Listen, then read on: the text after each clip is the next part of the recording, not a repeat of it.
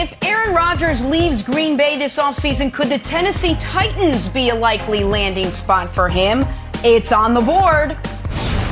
Another day, another chapter in the Ben Simmons saga. What has him now beefing with Shaquille O'Neal? You fighting with the big guy now? And Mac Jones' Pro Bowl skills competition, definitely, let's call it an adventure. Good Friday morning, everyone. Welcome to First Things First. I'm not going to let you sit on this too long. Oh, we are going to sit on this too long. Let it just sink in for Nick. Jenna Wolfe, Nick Wright, Chris Broussard. He's all smiles.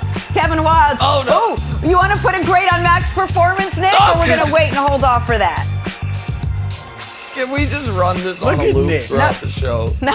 It's because he was wearing a sweatshirt, probably, right? Wilds? I'm going to put this in so good. This is so good. Just keep playing it. Unbelievable. First football I've enjoyed in 5 days, Jenna. Thank you, Mac. Lakers Clippers is where we start. No LeBron in this one. Final 15 seconds. Russ finds AD for the alley-oop. Lakers take a 1-point lead. Under 10 seconds left now. Can they get a stop? Are Nick and I going to work out together one day? There's your answer. Reggie Jackson splitting Austin Reeves, and Russ lays it in. Clippers retake the lead. One final chance. AD, Anthony Davis, brings it up the floor, gets a great look. That ball touches every part of the rim.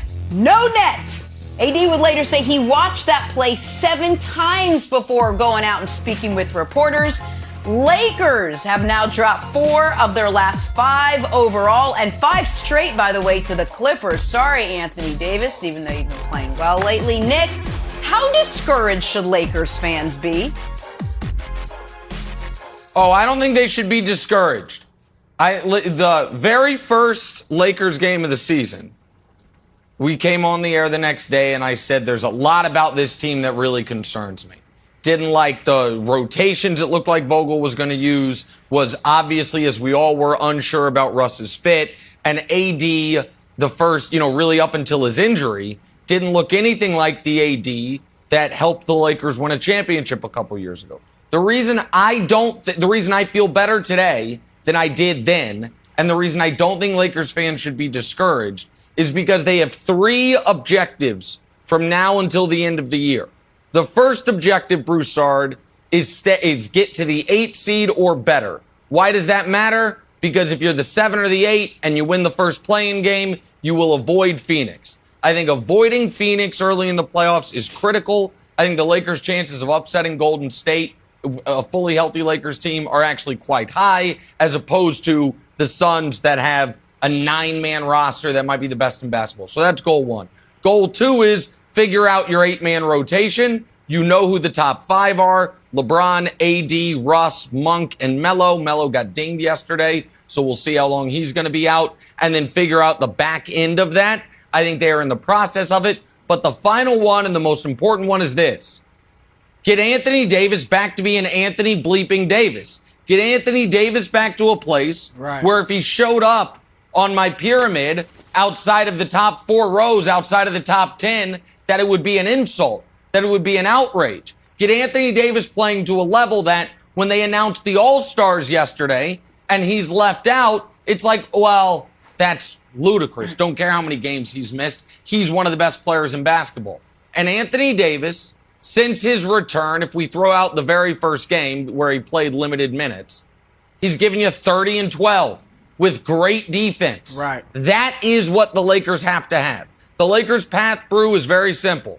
You look at the Western Conference. Do they have the best player? I think they do in LeBron. Could they have, in the whole conference, also the 4th best player? Maybe. You have Steph, you have Ja, you have Luka, you have Jokic, you have AD, all fighting for that spots behind LeBron. Anthony Davis has to play at this level. And if he does, then the Lakers will be a team no one wants to see. Now, loss to the Clippers is damaging because they're the team they're chasing for that 8 spot. And there's obviously a lot of work to be done.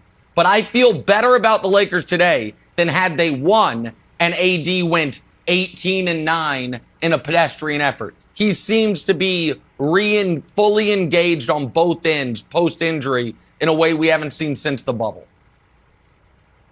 No, that's fair. Because let's face it, the bar has been lowered. All right, what you just said it, Nick. What's one of the goals? Finish 7th or higher. That's where the bar is now. It's no longer get home court advantage in the first round of the playoffs, challenge Phoenix and Golden State for the best record in the conference. None of that. And even the Lakers understand that now. I have said all season long, puncher's chance. That's their mantra as far as I'm concerned. And I think they're accepting that. Russell Westbrook said a couple days ago, you know what? We just got to get to the playoffs with the right energy and playing the right way. And then everybody's 0-0. Because he understands the regular season is lost. Let's just get to the playoffs in a good mentality and see if we can have a puncher's chance and knock these teams out. That's what it's come to. And that puncher's chance, as you pointed out, Nick, depends on two guys, LeBron James and Anthony Davis. And Anthony Davis is, as you said, starting to look like the AD in the bubble that helped them win the championship. And early on in that final series with Miami was the front runner for the finals MVP. And then he kind of faded and LeBron rose, and LeBron got it rightfully so. But that's the AD that they need. And you pointed out the numbers. What I like about AD is the way he's playing. Now, he's been scoring paint points all season, but last night, 9 of his 12 shots or that he made were dunks. All right, even the last shot, I love the fact that he took it into the paint and missed the runner from about 9 or 10 feet, but it was a close shot. LeBron and Westbrook settle too much for three-pointers, even AD sometimes. Three-pointers at the end of the game when you're trying to tie or win.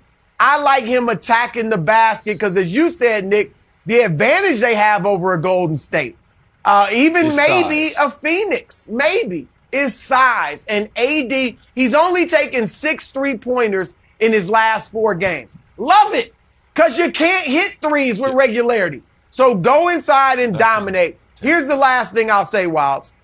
If LeBron comes back and is playing as well as he was before the injury, and AD continues to play at this level, and the Lakers are still losing, that's when, to me, it's legitimate to look at Frank Vogel and say, okay, LeBron looks great, right. AD is back, and we're still losing. Now you can question whether or not he should be your coach and say maybe they need a new voice, and that's when you should look at it seriously. I think the stuff before was using Vogel as a scapegoat, but now it would be legitimate if they still can't win with LeBron and AD playing at a high level. Okay, so we had a little bit of a role reversal on this show, Jenna, because usually I'm the optimistic one looking at the world through rose-tinted glasses like I will when I try to sort of maneuver that Mac Jones highlight that we saw earlier in the show. But now Broussard and Nick are like, you know what? I think Anthony Davis played well. Who cares that the Lakers have lost 4 of their last 5 games, and they just lost to the Clippers, who are missing Kawhi and Paul George. And the last play of the game was a total and abject disaster and a sign of why the Lakers continue to struggle and won't do anything in the playoffs. Currently, Broussard, the Lakers are 17th in defensive rating, which I know is sort of a macro stat, but it all comes down to individual plays. Can we run the last play of the game here? Reggie Jackson's got the ball, and he does a little skip to my Lou. He is so happy that he gets to go against the Lakers defense. Russ gets screened. He's like, okay, Austin Reeves, you take care of it. That's not winning basketball, Broussard. And I actually think that your philosophy of, like, let's get to the playoffs and the Lakers will have a puncher's chance, I think that infects the regular season. I don't think that the Lakers felt like they needed this game. Do you think this is playoff basketball intensity from Russ? That, like, we need this one? Or it's like, let's just go through the motions. Yeah, go for it. Let me answer that. They're down 17 points, or 16 points with a minute left in the third. The idea that they were going through the motions, as opposed to this was an unbelievable fourth quarter by them and then a great back and forth final 3 minutes where it looked like there were 3 different shots by both teams that could have been the game winner.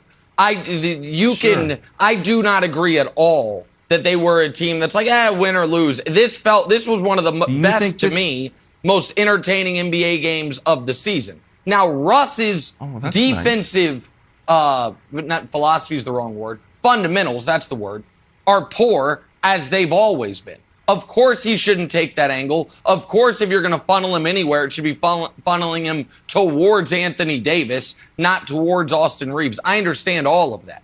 But you guys are talking about that the standards or the goalposts or the expectations have been lowered. Broussard, to me, they have not. The expectations or standards for the Lakers all year long have been, can you make the finals? And then if you're in the finals, see what happens. That's been where they're at. And the point I'm making is I believe they absolutely can if AD stays at this level. I think that the defense will be demonstrably better when LeBron comes back, particularly for the postseason. I think they will have shortened the rotation. And the West, nobody really scares me that much aside from Phoenix. And Phoenix, to me, unfortunately, has the ongoing concern of, is Chris Paul going to be able to play 100 games? That's always been a concern. And so I'm not moving the goalpost to, hey, if they make the playoffs, it's a successful season. But when you say just be the seventh seed, when you say just be the seventh seed, that sounds like lower standards to me. You weren't thinking that way going into the playoff or going into the regular season. No, but let me ask you this. What if the Lakers were the 1 seed and went out in round 2? That's a failure. If they're the 7 seed and make the finals, it's a great success. My point is this team was never going to be measured on regular season performance, right? It was always going to be measured on what they do in the postseason. But my point is that they've looked so horrendous in the regular season with LeBron and without him, that the bar has been lowered. And now, because if they were the 1 or 2 seed, you'd have a whole season of great play to say, oh, wow, they look fantastic. Now it's just like, they're bad, but hey, they got LeBron and AD. Just get to the playoffs and, take a swing. They're Deontay Wilder right now. So I'm with Wilds to some degree. He made a little sense. It's a great take. Lakers back in action tomorrow night. They'll host the Knicks. See if they can do it a little bit better. Hey, can we talk about the performance heard around the world? I got you on Mac this one. Jones at the Pro Bowl skills competition last night. Should he be happy with his performance?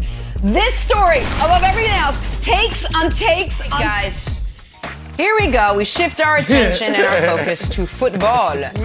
So Mac Jones took part in the Pro Bowl skills competition last night. This was the Thread the Needle event. Now, I'm not going to call the performance a rousing success, but guys, somehow, some way, it was good enough to actually win this competition, edging out Kirk Cousins, which might actually be saying more about Kirk Cousins. Nick, I know this video brings you so much joy. I'm going to go ahead and ask you to put a grade on Mac Jones' performance. Look at that was his first throw. Mac Jones gets a D-. He only passed because there were 2 people taking the test, and Kirk Cousins failed more miserably, and you wouldn't want to fail both your students. But I want people to understand, the way this is set up is the worst thing you can do is throw a pick. So Mac, of course, did that. He threw an interception. You get negative points for that. And then the numbers by the holes are how many points you get for him. Mac is missing the entire wooden apparatus multiple times. There's also, as you can see, I don't know how high definition your television screens are, but you can see the paint scarred multiple in the big middle parts between the holes, especially on Trayvon Diggs' side. He also, and we don't have it, but Diggs hurt himself picking off one of Mac's ducks. So there were about 3 passes where Diggs was out of commission, where Diggs has fallen down on the play. And Mac is just spraying the ball all over the field. This is, Wild said yesterday after our show, he was like, guys, we got to make sure we're allowed to play Pro Bowl skills competition stuff because Mac Jones might be awesome. And so we wanted to be able to play the footage. So I begrudgingly turned this on last night like, we might have to deal with it. And I got to tell you, Kevin, I have not been able to consume any football content since Sunday. I haven't rewatched any of our shows. I haven't listened to any of the podcasts I listened to. I've been off Twitter mostly because I've been so depressed about the Chiefs.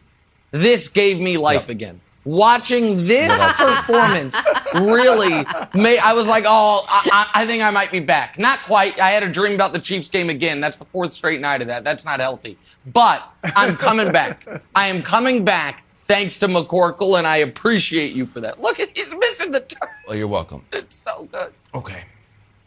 Let me clean up some things first here. I know if you're watching this video of Mac Jones missing the target and bouncing the ball off the target, the first thing you're thinking is this a deep fake video? I've seen those on the internet. Is that Tom Cruise or is it not Tom Cruise?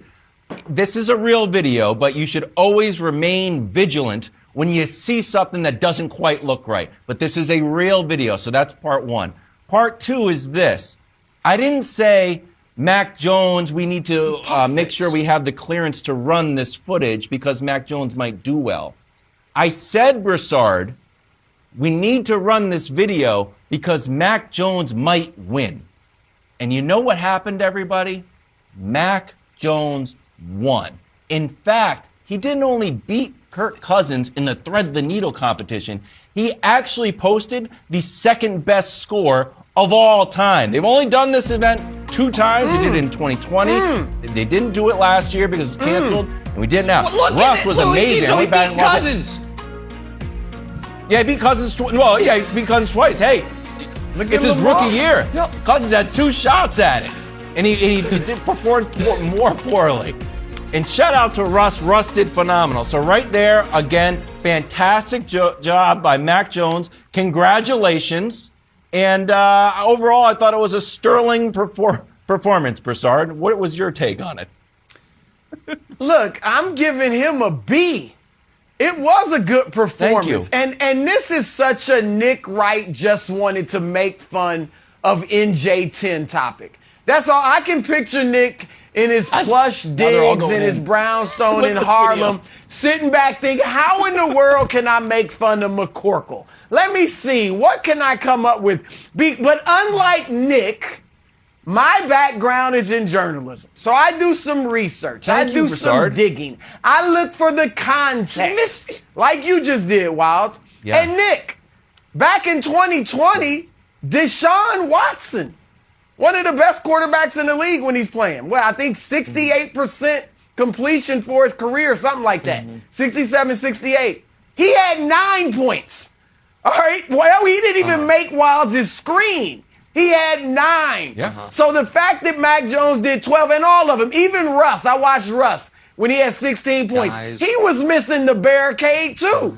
They all look bad in this. And so what it tells me is it's a lot harder to do than Nick thinks. All right, it ain't simple. That's exactly right. All right. right, and so I am with Mac Jones. You did well. You won, which is what he does. And he had 12 points. He gets a B from Broussard.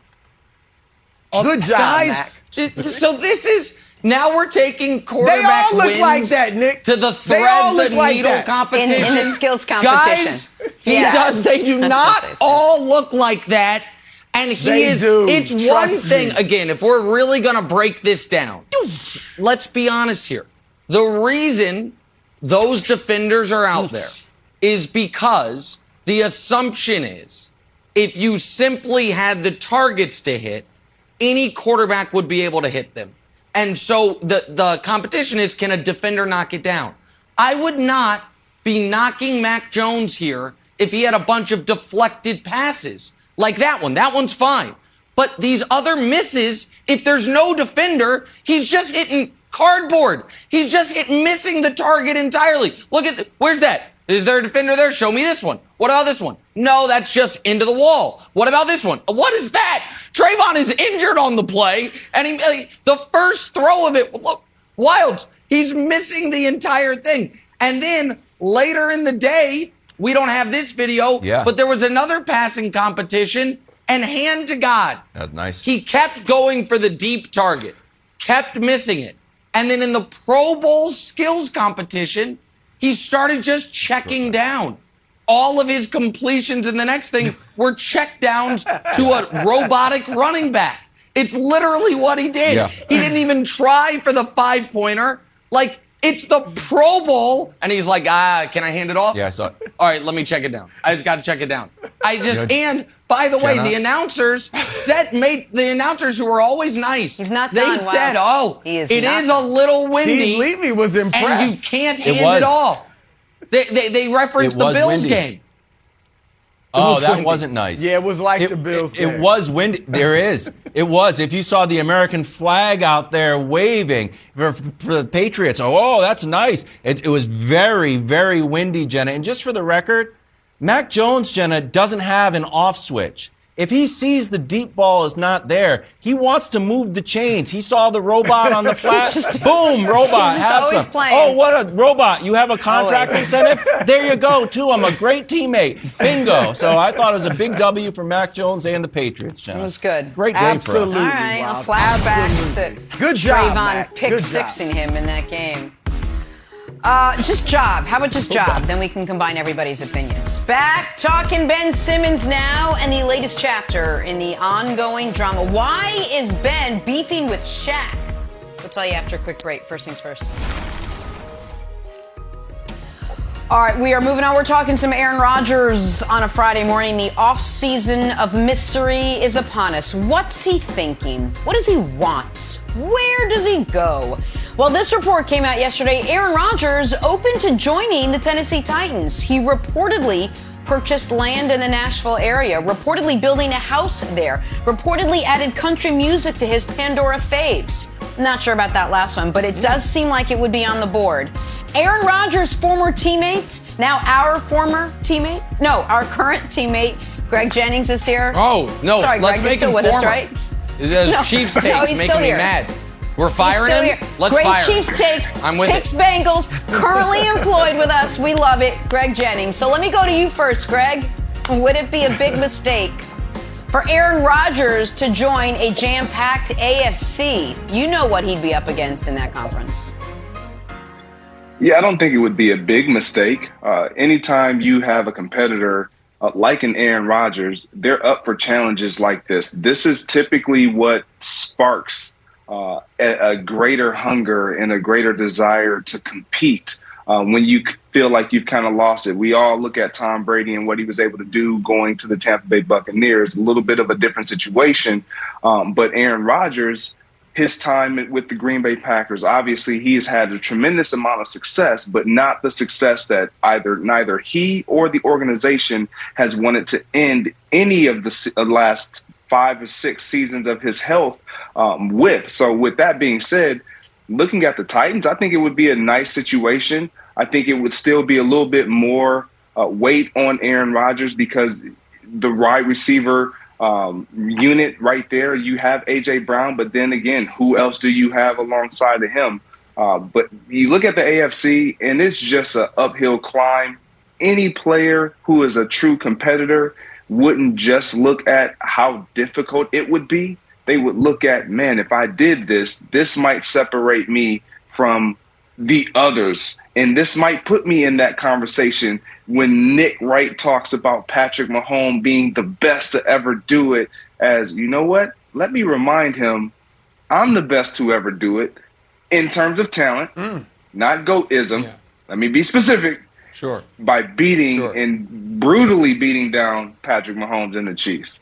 I'm just going to keep going there since I struck a nerve. No, that's fine. That's totally fair. Before he worries about Patrick Mahomes and the Chiefs, you focus on getting, scoring 14 points against Jimmy Garoppolo and the 49ers. That'd be a good first step. Yeah. Then you can get to the next step of playing the Matt Stafford and the Rams, and then we would see if he would get to play Mahomes in the Super Bowl next year. He shouldn't leave. He shouldn't leave. The landscape has changed too dramatically, Wilds. Brady is gone. I know you won't admit it, but Brady has admitted it. I know you are holding out hope that Brady's coming back, but at least for the time being, Brady is gone. Breeze has been gone. You have, in the NFC, you have Stafford and the Rams, and that's it. I'm not saying that's the only good teams, but as far as good team, proven quarterback, who's third place? Dak and the Cowboys? Okay. Fourth place, Kyler and the Cardinals? Okay. Why would he leave? What is going to define Aaron Rodgers, Wilds, is not whether or not he could beat Mahomes or Allen or Burrow or Herbert if they were to get there, or Lamar or any of the good young quarterbacks in the divisional round. What will define Aaron Rodgers is, can he get back to, forget win, get back to another Super Bowl? And right now the answer to that is no. So why would Broussard, he go to the far more difficult conference rather than stay where he is in the worst division in football, arguably, certainly one of the two worst, where if he stays, they can tag Devontae. Devontae will not be going anywhere. Yes, I understand they're in a tough cap situation. They're going to lose some pieces. But guess what? Tennessee takes on Rodgers $40 million. Their cap situation ain't so shiny either. So why would he leave when they were good enough to make the Super Bowl this year? If he had played better, they likely would have made the Super Bowl this year. To me, he talked about during the year, Brew, about how the relationships have changed. They've improved. Those issues that we thought he was leaving because of, he seems to have been smoothed over. I think it'd be a massive mistake for him to go NFC to AFC at this point in his career. Nick, I've been with you beating this drum that why would Aaron Rodgers go to the AFC where you have to go through all of those great young quarterbacks, up-and-coming quarterbacks in that conference? I hear you, just to get to the Super Bowl. So I hear you on that. But now I've come to the conclusion, you know what? Whatever Aaron Rodgers does, he is still going to be under the microscope intensely. Because now more than ever, people are looking at Aaron Rodgers and saying, can he get it done in the big games? Like, he is a different quarterback in the playoffs than he is in the regular season. It's just as simple as that.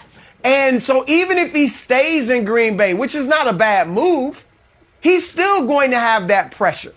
Because once he gets to the playoffs, they've had the best regular season team in the NFC the last 3 years. And he still hasn't gotten it done. And it's not like it's been a bunch of Hall of Fame quarterbacks, some, but not all Hall of Fame quarterbacks who have been beating Aaron Rodgers. Look at this list of who he's lost to in the playoffs since he won the Super Bowl.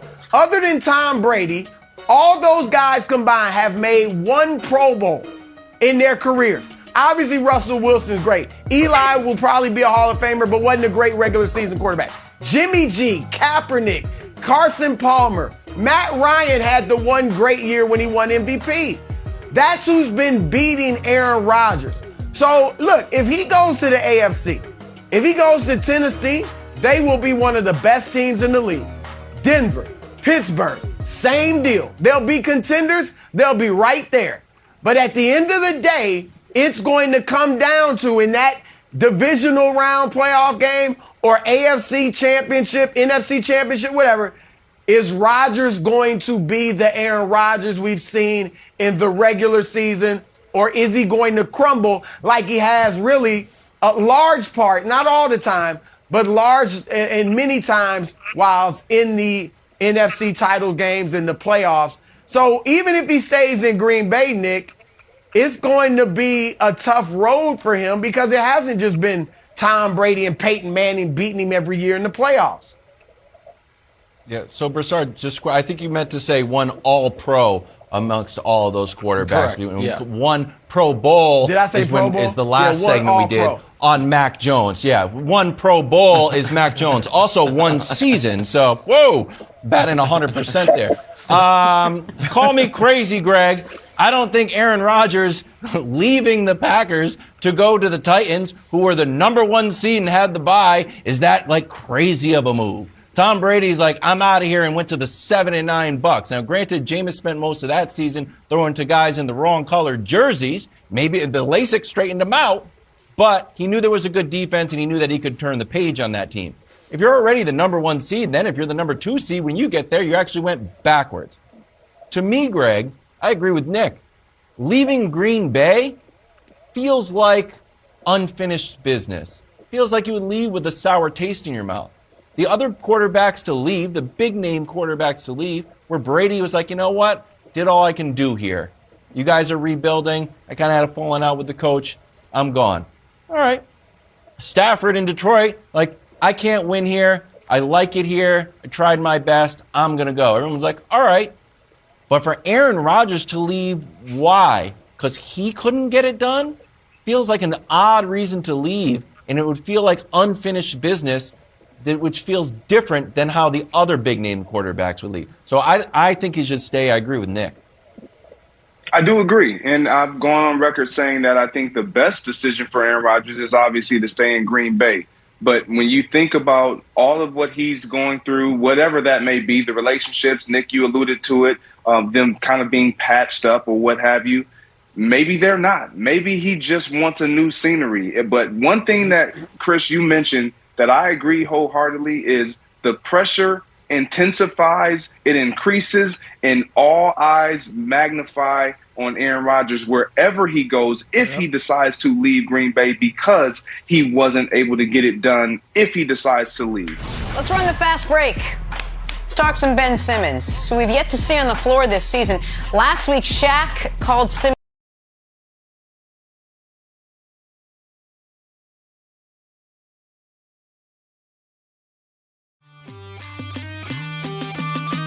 no mercy.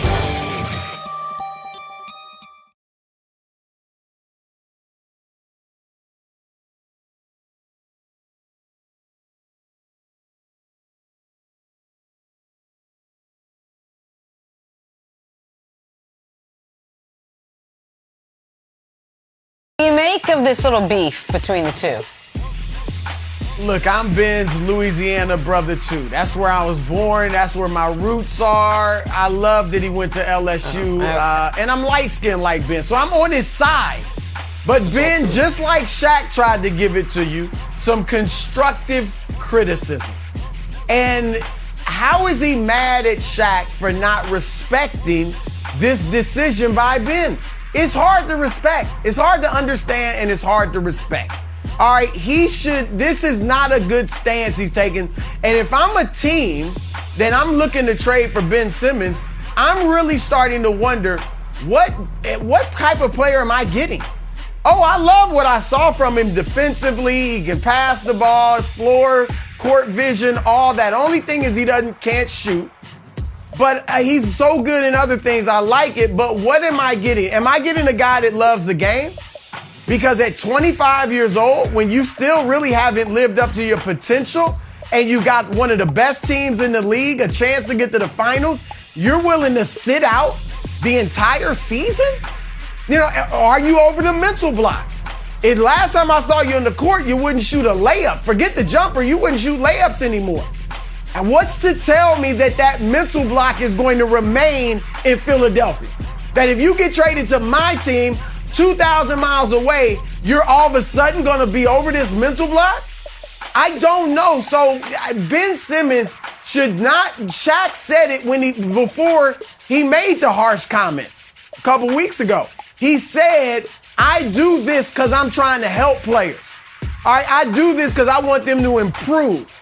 You have to be able to take criticism. You have to have a degree of mental toughness and fortitude to be able to be in any public career, let alone playing in the NBA.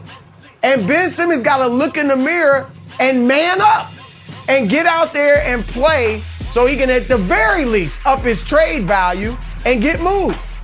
So I'm with Shaq, Wilds, all the way.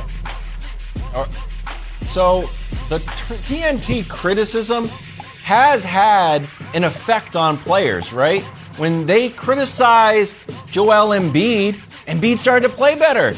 And then remember, I think it was Barkley criticized, or maybe it was Shaq criticized Donovan to his face in a post-game interview, said he wasn't a superstar. All of a sudden, Donovan got better. So there is a history, Nick, of the Turner criticism leading to some positive change. That being said, we don't know what's going on with Ben Simmons, obviously. My fear, what I'm worried about, what I'm sympathetic about, is that this is not a I won't play. This is I can't play. And that's where it's hard. I think if he won't play, well, he got fined $19 million. A lot of things you do for $19 million. It makes me think that we're at a can't play now. Now, what breaks that? I don't know. I'll give it a shot to be solution-based. I like that Ben fired back at Shaq, even if it was in a private message. And then Shaq said, all right, I understand. I wish that Ben and Ben's team could give the public at large a little bit more transparency to where Ben is at. And I think it would be met with a sympathetic ear. It certainly would be from us on this show. I can't speak for everybody else. I can't speak for Philadelphia at large. But I think there would be more sympathetic ears than maybe Ben thinks there would be if there was just more transparency on what he's going through. It's not he doesn't have to. Yeah, I think he would find a lot of people willing to understand. I think that the rationale they have gone with Brew, I think Ben believes is less embarrassing, but it's also less understandable. So the rationale they've gone with is, he's angry that Doc and Embiid seem to throw him under the bus after Game 7. And that's where Shaq is saying, like, you got to get over it, or your turn, man up. That's right. I don't think that's actually the reason. I think that is being used as, okay, now we have a justification. I think the reason is far more sympathetic, which is he is truly dealing with a somewhat crippling fear of failure and fear of embarrassment. And my concern for Ben is this, Broussard. Why would that go away if your jersey changed? I think there's an element of, and I hate to be this reductive, get back up on the horse. I think there's an element of go through the hardest part, which will be the first few games back with the Sixers. Do your damnedest the rest of the way if you don't get moved. And then we can get back to something even before all of this happened we all kind of agreed on, which is Simmons and Embiid aren't a great fit. It's probably better for Ben to get his own team. It's probably better for Joel to have more of a shooter. Or, you know what I mean? Like, that's on the basketball. It's not like people thought Simmons and Embiid were this amazing, perfect duo. It was like, well, they're the two pieces of the process we have left. They're both potentially all-NBA caliber players. I just think if this is all rooted at a true fear of embarrassment, I think that then kind of makes sense that he doesn't want to publicly say what's going on, because that then would be, I think he believes, embarrassing. Where it's noteworthy is what Shaq is saying is, it's more embarrassing to be like, my coach hurt my feelings. Like, come on, get over that. And I think, so I don't know, I feel like the ice is breaking a bit on a Ben Simmons return from the Ramon article to this, but I think there's a lot of steps to go still. Yeah, look, you may be right. And obviously, I mean, his first several years in the league when he wouldn't shoot jump shots, it just went to an entirely different level last year in the playoffs, but he wouldn't shoot the jump shot, so that seemed to be based in a fear of failure as well. But to your point, Nick, what's to make us think? I think Ben thinks as soon as I get traded, I'm going to be fine. Either that or this whole thing is a farce. Right? And he really is fine and just doesn't want to play in Philadelphia. But if we don't have a guarantee that if he goes to Washington, if he goes to Portland, wherever, that all of a sudden he's going to be able to get out on the court, play with confidence, and handle the challenges that come his way. And the one thing that does make me wonder, is it a fear of failure? Is when Doc Rivers tried to get him to practice and he wouldn't go in. He's not afraid to step on the practice court with his teammates, I don't think. So there seems to be also some, he just doesn't want to go out there and play too. So it's just a mystery. Sure. Yeah, it's a mystery. All right, let's move on to the Brooklyn Nets. Now still title favorites, but what happened to them of late? Well, with KD out, with Kyrie in and out, with Harden struggling, they've lost 6 in a row. They've dropped all the way down to the 6th spot in the East. They'll look to end that slide tonight on the road in Utah. But Broussard, how much trouble are these Nets in? It's bad. I mean, obviously, KD's out, and they've won 4 out of 10 games, I believe, that Kyrie's played in. So even having Kyrie come back, and I was on board with it. Hey, you don't look great without him. See what you look like with him. But I think, Nick, what this has done actually, I think it's ticked James Harden off. And I don't think Harden thought he was going to respond this way, because obviously KD and Harden were all on board with bringing back Kyrie. But Harden has mentioned several times since Kyrie's been back, we need him for every game. We got to get him back for every game. You know, he's kind of stopped saying it lately, but he said it for a lot. And it hasn't happened. And I think now he is frustrated, like, man, I mean, and to the point where it's affecting his play. He had 4 points the other night. And so I think he was in a better place mentally when Kyrie was just away. And now that he's seen how good they could be with Kyrie again, now he's frustrated. But all that said, Nick, I'm not completely writing them off. Similar to the Lakers. Because the East is open too, right? Milwaukee looks like the favorite right now. But they're not playing great. Chris Middleton's not having as great of a year as he did last year. Are they just saying, the regular season doesn't matter?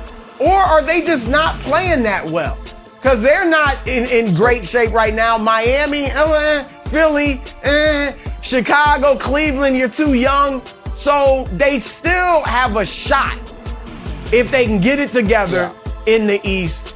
But right now it does look very bad. I disagree with you. I think Milwaukee's a juggernaut. I think that they are giving half effort in this regular season. They still might end up the 1 seed in the East. They have the best player in basketball. And that's so the Nets don't have the trump card potentially the Lakers would have in every series out West, which is, but we have the best guy. For the Nets, Giannis would be the best guy in that series with respect to Kevin Durant. But I think their bigger problem, a problem that could trip them up, Wilds, before they even get to Milwaukee, is I don't think they like playing with each other. And I think Harden is checked out. Agree. I think Harden is on to the next thing.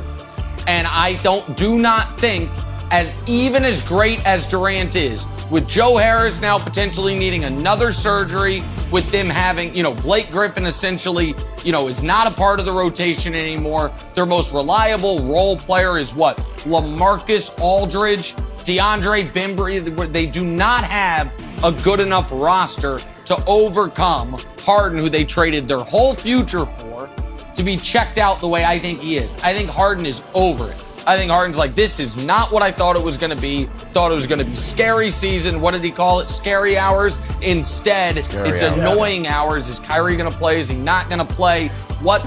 All of it. So I think the Nets are in.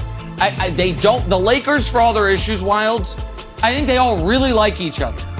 I do not get that feeling from the Nets. 100% and I don't, even though Steve Nash is the captain of vibes, if he's not the head coach, he's in charge of all good vibes. He's not even doing that really well right now, but it's hard to do. The vibes aren't there. I think they're in real trouble.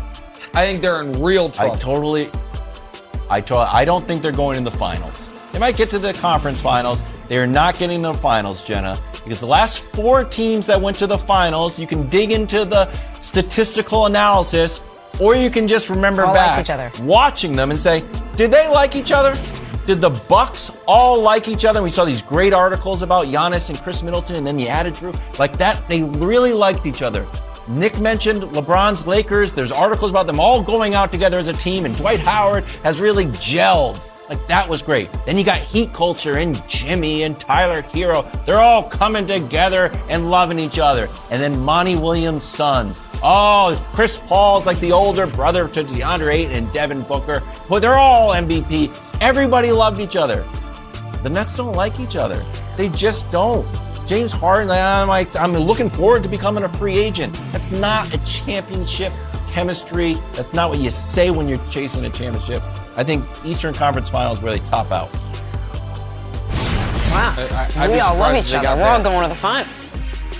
Hey, Aaron Rodgers could possibly be taking his talents to Tennessee this offseason? Oh, maybe. We'll discuss it next. First things first. All right, stories to start your morning are sponsored by Ram Trucks, built to serve. We're talking Aaron Rodgers. The off-season of mystery is officially upon us. Questions like, what's he thinking? What does he want? Where will he go? Well, this report came out yesterday. Aaron Rodgers open to joining the Tennessee Titans. He's reportedly purchased land in the Nashville area, reportedly building a house in the Nashville area, reportedly likes country music now. Nick, would it be a big mistake for Rodgers to join a jam-packed AFC?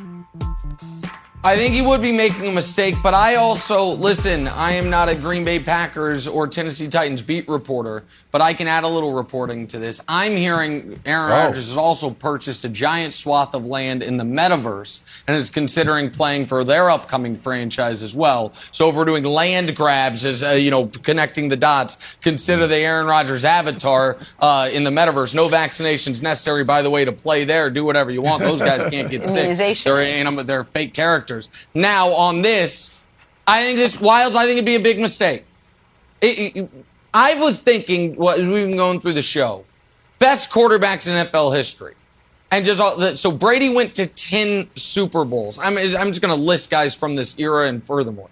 Big Ben went to 3 Super Bowls. Russell Wilson's been to 2. Mahomes has been to 2. Favre went to 2. Montana went to 4. Aikman went to 3. I guess, so Steve Young, as a starter, went to 1. Dan Marino went to 1. Drew Brees went to 1. Basically, all the other great quarterbacks, and even some mediocre-ish ones, like Eli went to a couple, went to multiple.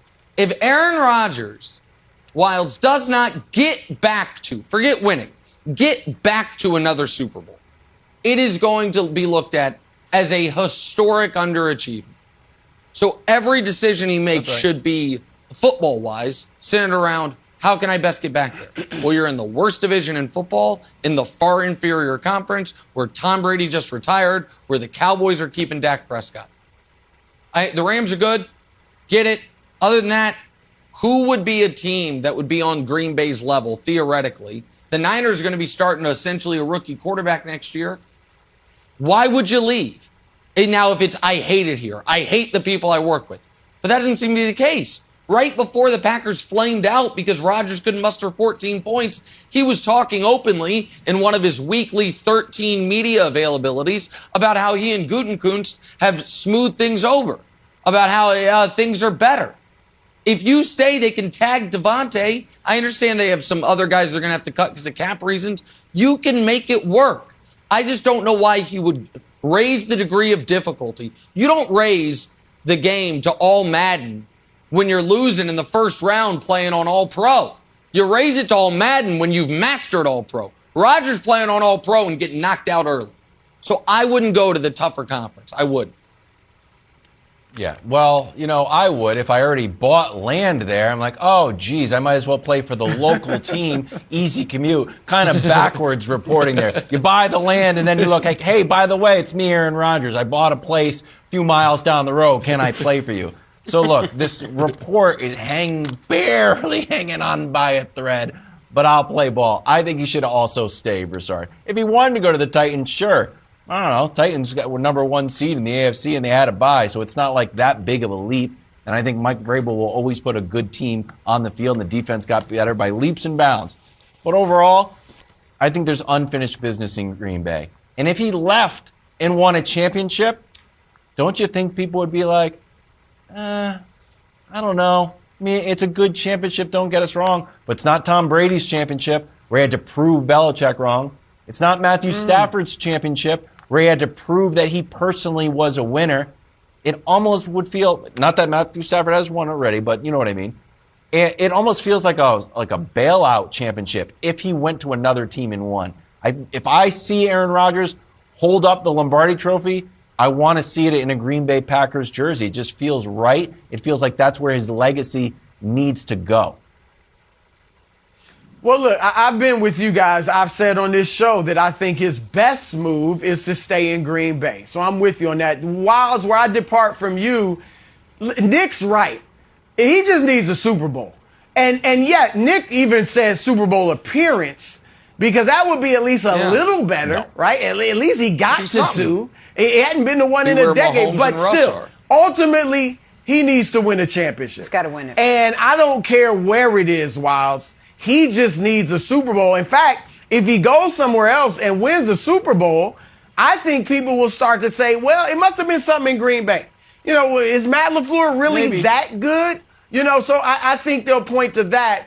And look, as I said, Green Bay is the best spot because of all the things Nick said. AFC is the tougher conference right now, certainly has the better quarterbacks. But you know what? I honestly am starting to feel like it don't matter.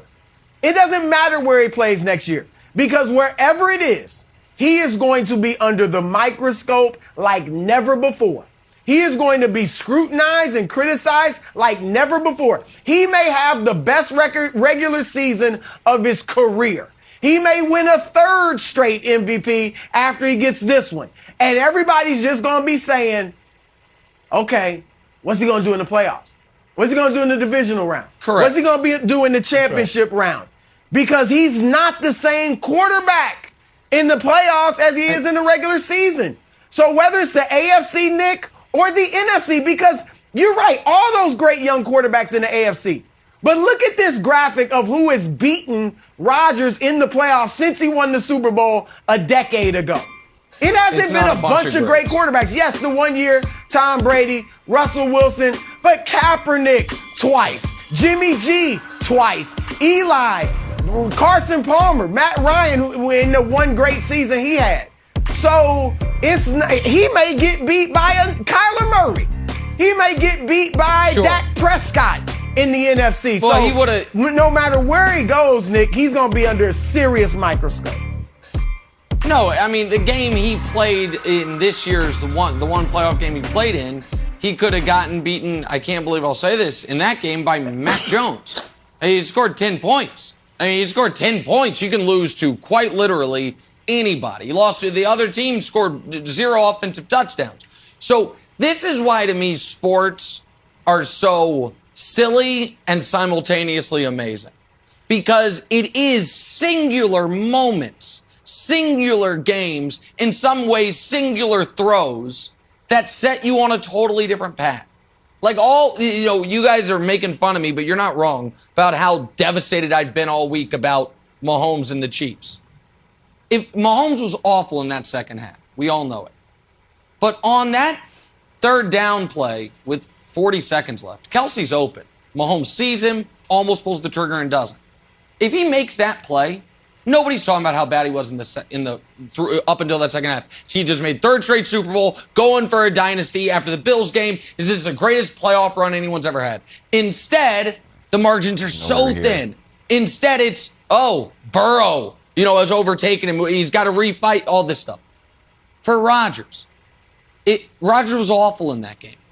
If Rodgers just throws it to Alan Lazard after the blocked punt, Mason Crosby's kicking a field goal, they're moving on, and who knows how an NFC championship game in Green Bay looks as opposed to an NFC championship game for Matt Stafford in warm weather in LA.